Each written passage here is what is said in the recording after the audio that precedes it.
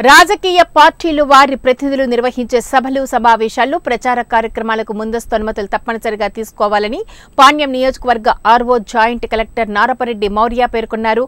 సాధారణ ఎన్నికల దృష్ట్యా ఎన్నికల ప్రవర్తన నియమావళిపై రాజకీయ పార్టీ ప్రతినిధులతో పాణ్యం నియోజకవర్గం ఆర్వో జాయింట్ కలెక్టర్ నారపరెడ్డి సమీక్షా సమావేశం నిర్వహించారు. పాణ్యం నియోజకవర్గం రాజకీయ పార్టీలు వారి ప్రతినిధులు నిర్వహించే సభలు సమావేశాలు ప్రచార కార్యక్రమాలకు ముందస్తు అనుమతులు తప్పనిసరిగా తీసుకోవాలని, అత్యవసర సమావేశం కార్యక్రమాలకు అయితే ఒకరోజు ముందుగానే మాన్యువల్ గా దరఖాస్తు చేసుకుంటే అనుమతులు ఇస్తామని, ఓటర్ల జాబితాలో ఇప్పటి నుండి డిక్లరేషన్ ఉందని, ఫామ్ 6 ద్వారా అడిషన్ గా ఉంటుందని, అది కూడా 18 సంవత్సరాలు నిండిన యువకులు వారి ఓటర్ నమోదు చేసుకుని ఓటును సద్వినియోగం చేసుకునేలా చూడాలని రాజకీయ పార్టీల ప్రతినిధులకు సూచించారు.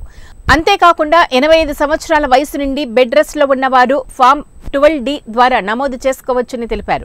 అసెంబ్లీలో పోటీ చేసే అభ్యర్థులు 40 లక్షల రూపాయలు దాటకుండా ఖర్చు చేయవలసి ఉంటుందని అన్నారు.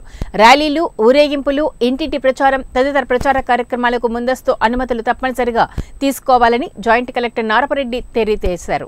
కార్యక్రమంలో బీజేపీ పార్టీ ప్రతినిధి రామ్మోహన్ రెడ్డి, టీడీపీ పార్టీ ప్రతినిధి ఛత్రపతి రెడ్డి తదితరులు పాల్గొన్నారు.